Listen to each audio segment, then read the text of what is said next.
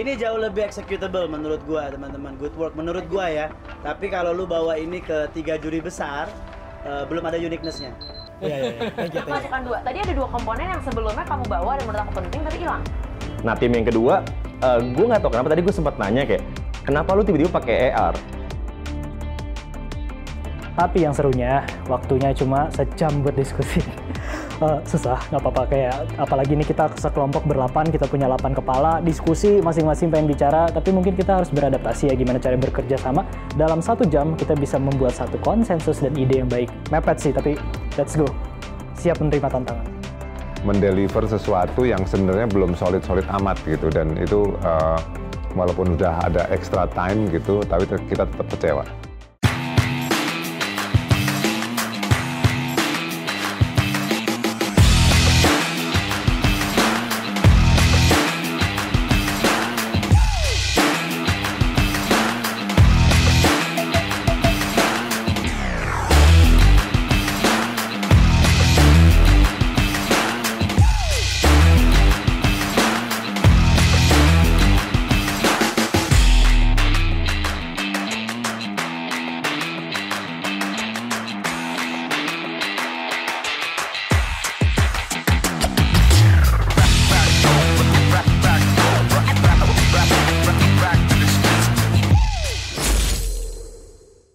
Sebuah kemasan bagaimana Labuan Bajo ini bisa menjadi destinasi super premium. Itu challenge-nya. Oke, mulai dari sustainability-nya, mulai dari environment-nya, mulai dari apapun itu.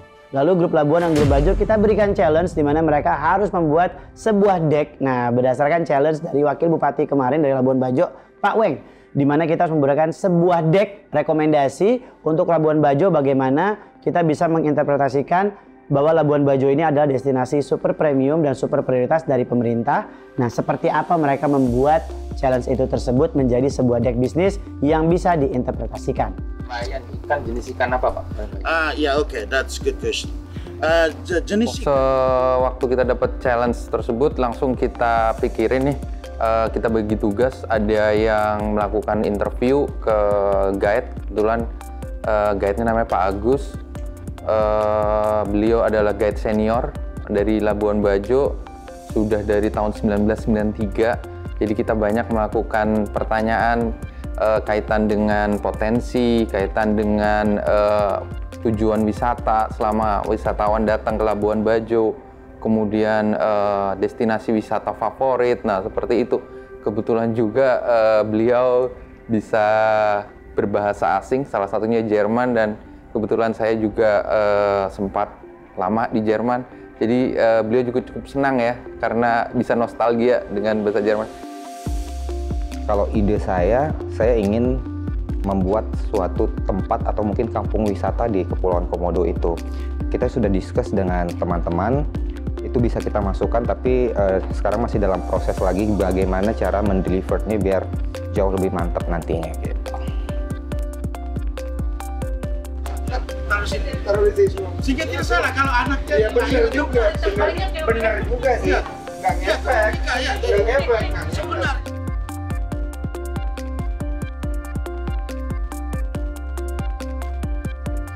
Salam diplomat, saya siap buat gebrakan.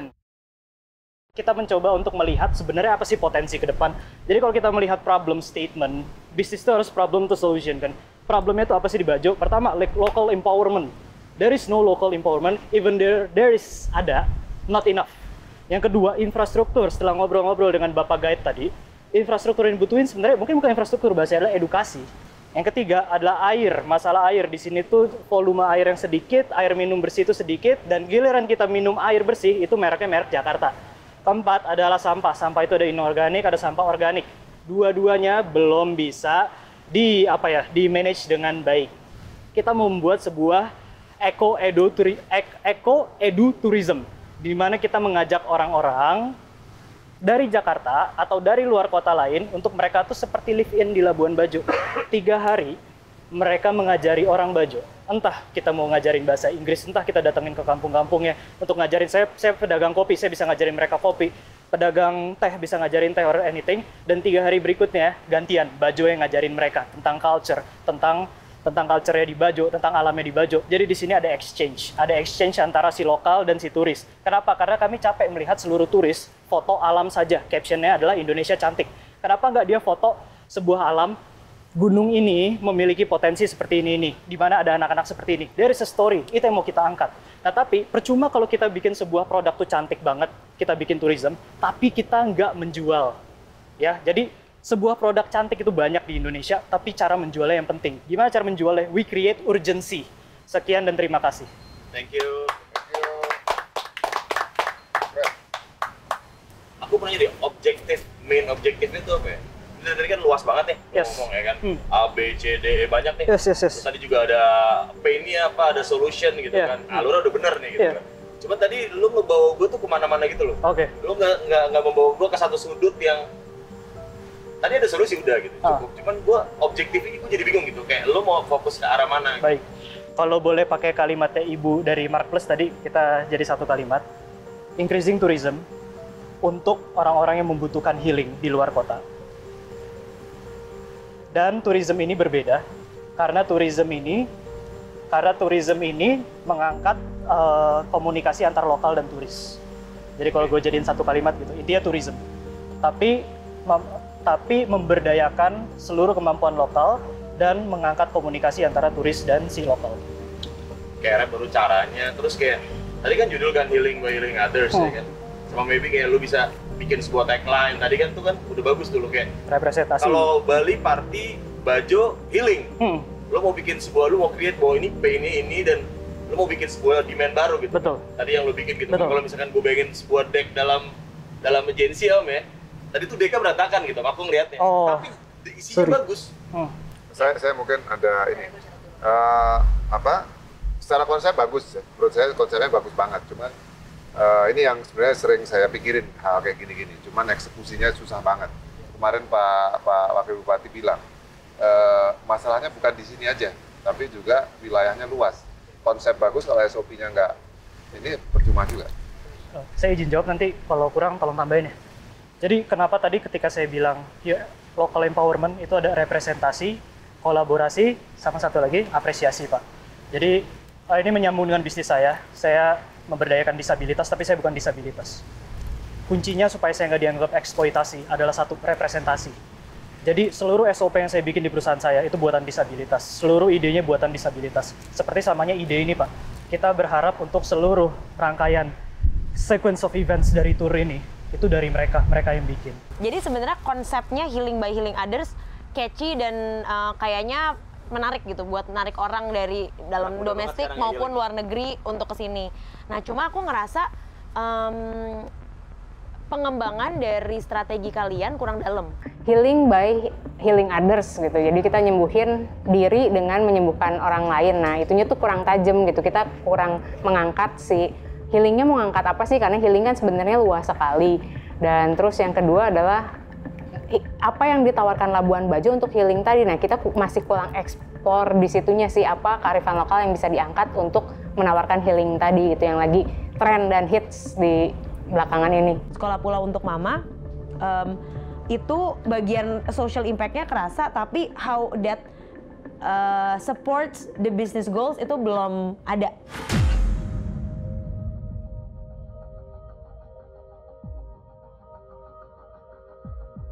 Tim Bajo, Nokole Labuan Bajo. Rindu pulang ke Bajo, Nokole Labuan Bajo. Kira-kira nama topi ini topi apa sebenarnya? Ataukah cuma topi songkok, kopi atau apa? Ini dinamakan topi Rea. Dengan ketidaktahuan kita tentang Labuan Bajo, kita hanya tahu tentang Pulau Komodo, Pulau Rinca, Pulau Padar, dan tentang Komodo, tentang diving.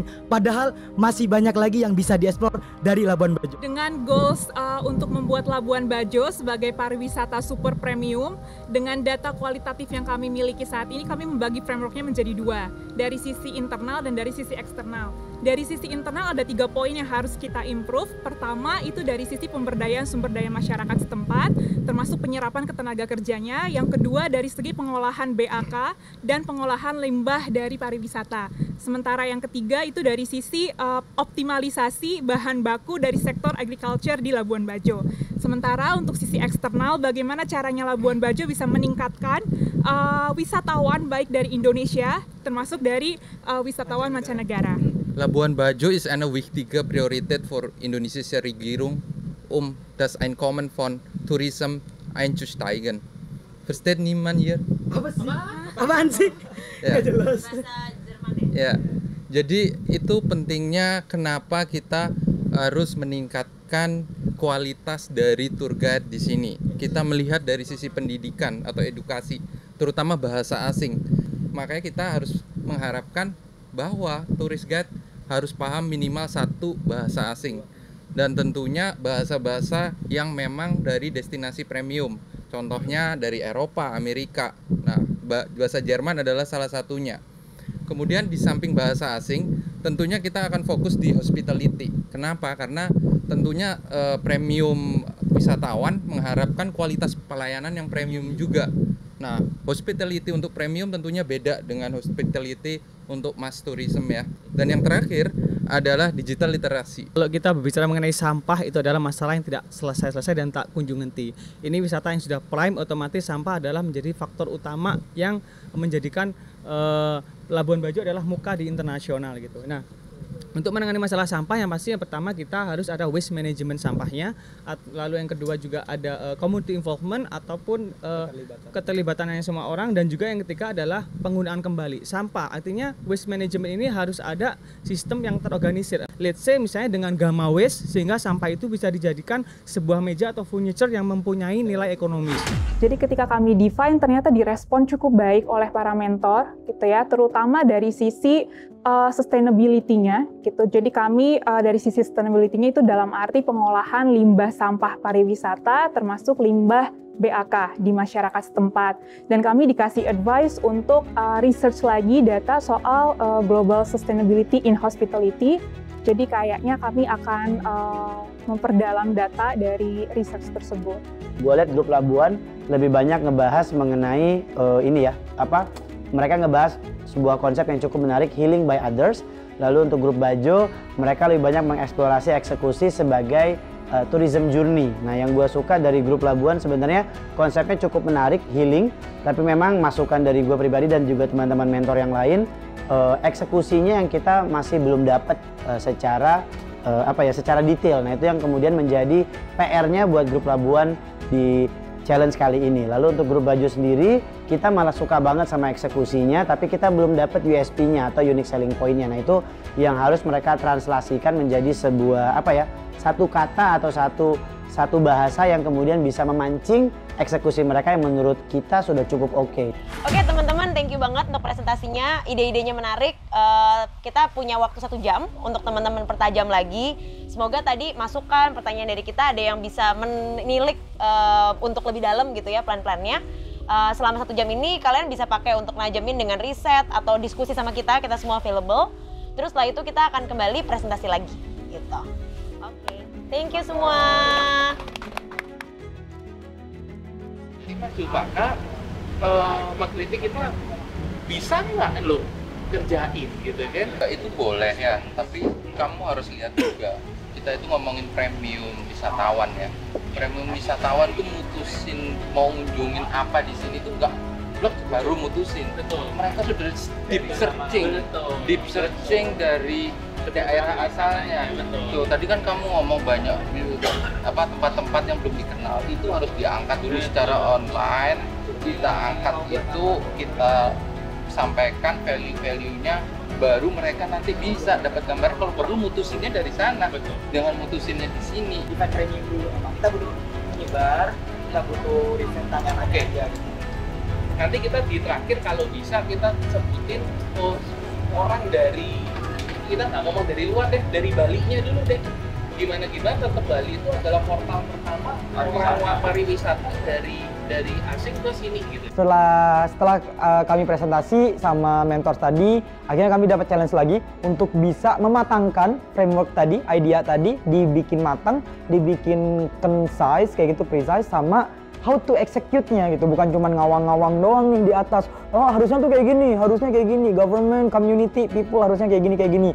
Tapi bisa nggak di-execute gitu. Nah, ini yang sedang kami lakuin sekarang untuk bisa memilah-milah mana yang akan kami execute, mana yang visible, mana yang tidak visible, mana yang dibutuhkan, mana yang kurang dibutuhkan dan sebagainya kayak gitu. Udah nih, rutenya udah ada, ya udah fixkan aja rutenya. Menurut lu nyaman nggak dengan durasi seperti itu? Kita ngomongin premium nggak bisa diburu-buru. Mereka biasanya kepengen ya bikin journey-nya. Iya, makanya apa kata mereka? Setelah 1 jam diskusi, kebetulan kami ada komposisinya 5 laki-laki, 1 perempuan, itu saya sendiri.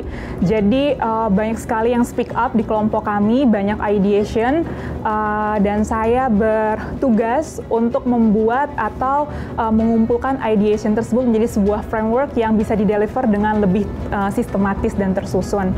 Jadi ketika kami presentasi ke para mentor, satu kekurangan kami adalah dari time management gitu ya. Jadi ada beberapa peserta yang tidak bisa deliver bagiannya gitu. Jadi itu satu, kami harus improve di bagian delivering presentationnya.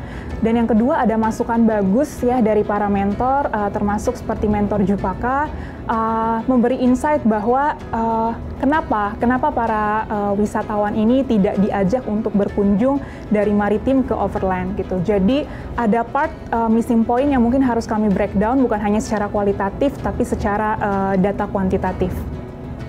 Oh ini nih, Melo, desa adat Melo, itu budaya sih. Jadi, tapi limit kita harus cari yang nggak terakses ya. Tapi yang serunya, waktunya cuma sejam buat diskusi. Susah, nggak apa-apa. Kayak apalagi ini kita sekelompok ber-8, kita punya 8 kepala, diskusi masing-masing pengen bicara, tapi mungkin kita harus beradaptasi ya gimana cara bekerja sama. Dalam 1 jam kita bisa membuat satu konsensus dan ide yang baik. Mepet sih, tapi let's go. Siap menerima tantangan. Jadi melanjutkan yang tadi yang sebelumnya kita udah discuss, jadi kita udah set objektif yaitu untuk mengembangkan tourism di Labuan Bajo dengan empower local people. Jadi kita udah define ada 2 problem statement, yaitu yang pertama itu lack of empowerment, yang kedua itu kurangnya healing di kota besar, di mana orang-orang terlalu sibuk bekerja, terus mereka lupa istirahat. Jadi kita ngerasa itu something yang diperlukan oleh kota-kota besar. Kita menawarkan 2 destinasi wisata di Kabupaten Manggarai dan Kepulauan Pinca. Kita akan bersama-sama healing di sana, kita mendapatkan dampak yang baik dan masyarakat di sana juga mendapatkan dampak yang baik. Marketingnya kita hanya membantu untuk memviralkan, tapi dalam tetap menjaga kondisi premium itu tersebut. Untuk orang healing, ke Bajo nawarin sebuah experience baru, komunikasi dan relasi dengan lokal ya. Kita bantu mereka bantu kita. Dengan tadi kalau yang Rinca kita mangrove, kalau yang Manggarai kita adat. Jadi di situ ada komunikasi. Jadi ketika mereka pulang ya tadi mereka dapat experience yang lebih. Gitu. Belum bisa istilah kita belum bisa mendapatkan pain point yang sebenarnya lagi dicari gitu. Dan itu menurut saya perlu proses. Jadi kita di tahap awal masih bisa dibilang masih kecewa lah. Tadi saya dibilang ya mungkin pitch deck-nya terlalu berantakan. Oke, if you are making a pitch deck, kamu tuh harus namanya inline, satu alur supaya bisa orang paham ketika kita presentasiin. Dan dia juga kayak Kak Helga memberikan opini tentang apa sih alam-alam di Labuan Bajo dan gimana interaksi antar manusianya dan kira-kira apa sih experience yang bisa kita gapai seperti itu. Tim Bajo, Nukule Labuan Bajo. Jadi kita mengangkat konsep culture and healthy, jadi sudah kita rangkum semua di mana ini harus memenuhi unsur traceability, wellness dan locality juga. Sehingga kita menciptakan traffic mulai dari Labuan Bajo, Wairabo, Spiderweb, Colok, Istana Ulat, Tari Caci dan juga Labuan Bajo kembali. Di dalamnya kita sisipi juga dengan sebuah konsep healthy di mana kesehatan kita angkat yaitu dengan hiking sehingga bisa menciptakan sebuah traffic dan akhirnya menjadi sebuah ritual yang cukup bagus. Oke, PR-nya bagaimana mengkonvert calon-calon customer ke sini ada dua, ada dari outbound nanti akan dijelaskan dan inbound. Inbound saya lebih memfokuskan di Puncak Waringin, di mana Puncak Waringin itu bisa menjadi teaser atau mini dari experience ini. Supaya orang yang datang untuk maritim kita bisa kasih teaser, siapa tahu bisa kita convert ke produk kita. Nah, sebelumnya untuk kami untuk fokus di outbound-nya bisa dipegang aja, bisa diputar-putar sendiri. Silakan diputar, itu virtual reality. Nah, bagus nggak Bang Ben? Gimana? Sayangnya ini di Bromo. Kami sudah riset, ada sinyal, kami udah cari, Labuan Bajo belum ada. Jadi kami punya solusi juga dari tim Onbound buat mendatangkan turis lokal maupun mancanegara biar mereka ada kerinduan secara virtual dulu. Kita kasih virtual reality-nya. Tapi ada yang kedua, wah tapi kami pengen interaksi langsung, nggak bisa kalau cuma nonton. Kami juga akan melatih pemuda lokal kayak gitu untuk menjadi virtual tour guide. Jadi kita tahu kalau premium tourism itu they are willing pay more ya for more services ya. Terus pastinya dia high demanding, tapi they will generate more revenue ya buat kita. Nah tentunya pastinya si premium tourism ini akan melakukan deep searching dulu di internet. Apa aja sih yang ada? Salah satunya kita buat virtual tour ini. Nah tentunya kita harus sediakan informasi sebanyak-banyaknya. Virtual tournya kita akan bikin versi singkatnya, ada versi paid-nya, di mana juga local community-nya bisa ikut mendapatkan peran dari situ dan juga pendapatan dari virtual tour tersebut. Karena bicara wisatawan premium, berarti merchandising atau produk yang akan dibawa pulang ke tempat masing-masingnya pun harus bersifat premium. Yang kami cari tadi banyak kaos-kaos mungkin ya kain tenun gitu ya, ada kaos Pulau Komodo, tapi premiumnya dari sisi mana? Mungkin kami menawarkan dari dua. Satu, apakah pemerintah bisa memberikan alokasi untuk standarisasi atau certification untuk setiap motif-motif dari tenun yang dibuat oleh mama-mama di Labuan Bajo, apa bedanya di Manggarai dan lain sebagainya. Sementara dari sisi kuliner, oke, untuk mendukung sektor pariwisata dan juga untuk mendukung sektor kuliner, kami juga membentuk suatu konsep ya, yaitu Bajo to Bajo. Di mana Bajo to Bajo itu nanti kita bekerja sama dengan pemerintah dan juga komunitas pertanian, peternakan dan perikanan untuk membentuk suatu ekosistem, di mana ekosistem itu akan berputar memenuhi kebutuhan pariwisata, kuliner, dan juga infrastruktur yang ada di Pulau Labuan Bajo ini sendiri. Oke. Ini jauh lebih executable menurut gua, teman-teman. Good work menurut gua ya. Tapi kalau lu bawa ini ke 3 juri besar, belum ada uniqueness-nya. Masukkan dua. Tadi ada 2 komponen yang sebelumnya kamu bawa dan menurut aku penting tapi hilang. Gimana caranya implementasinya memungkinkan, karena ini kan secara akses agak jauh dari mana-mana, dan gimana caranya supaya nanti dengan day festival nggak nyampah malah merusak alam kan, tapi kita pinginnya gimana caranya waste-nya semuanya juga nanti di-manage dengan baik sehingga ekonomi goal-nya tercapai tapi tidak malah menambah masalah ke alam. Nah tim yang kedua, gue nggak tahu kenapa tadi gue sempat nanya kayak kenapa lu tiba-tiba pakai AR. Menurut gue orang yang sangat orang yang sangat peduli tentang hal itu gitu kan, bahwa itu adalah teknologi bisa mempercepat segalanya apa segala macam, dan gue juga selalu bawa Society 4.0 di sini, dan gue nggak tahu itu dia connect gara-gara gue atau memang mereka ide sendiri, dan ternyata itu adalah sebuah experience di mana mereka tuh ingin membuat seakan gimmicknya adalah lu kangen sama Labuan Bajo. Sejujurnya progresnya sangat lambat dan kayaknya masih mengalami kebingungan, panik. Dan belum dapat pain point-nya, masih sangat meraba-raba, dan saya rasa ini diakibatkan karena memang empatinya belum terlalu muncul gitu. Jadi itu yang membuat mereka seperti terpenjara dalam kungkungan yang harus mendeliver sesuatu yang sebenarnya belum solid-solid amat gitu, dan itu walaupun udah ada extra time gitu, tapi kita tetap kecewa. Nih, tepuk tangan dulu dong buat Grup Bajo dan Grup Bajo. Seru, eksplorasinya dapet, tinggal ada beberapa masukan dari para mentor dan juga dari hasil diskusi kita bersama. Teman-teman tinggal dalemin lagi. Nah, biar lebih seru lagi, setiap kelompok boleh nggak masing-masing menyiapkan 3 orang untuk kita bawa ke Kampung Komodo. Oke, dan kita sampai juga para challenger di Kampung Komodo. Di mana Kampung Komodo itu kita akan men-challenge para challengers ini, di mana mereka harus membagi 3 orang dari masing-masing tim untuk langsung turun ke Kampung Komodo dan juga mengeksplorasi lebih mengenai apa aja yang bisa mereka masukkan ke deck premiumnya mereka nantinya. tim dibagi menuju ke Kepulauan Komodo. Di situ saya mengajukan diri karena kebetulan tim yang lain itu kebanyakan wanita ya, dan kemudian sedang berhalangan juga. Jadi kita dari tim Labuan itu dikirim tiga-tiganya cowok. Saya, Mario, dan Kevin.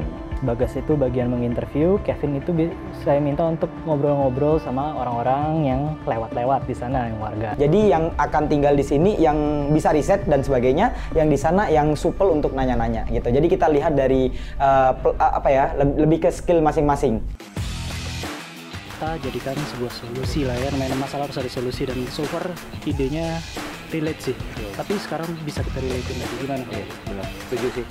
Ternyata kenyataan di lapangan itu nggak seindah kayak di sosial media sih. Kalau kita lihat di sosial media kayaknya wah.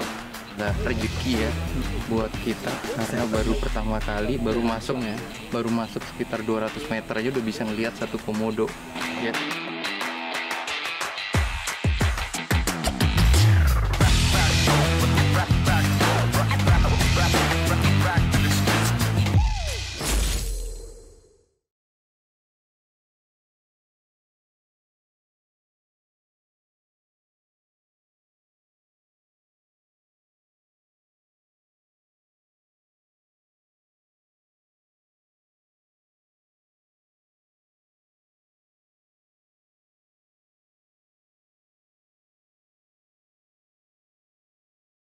Ceritain aja ya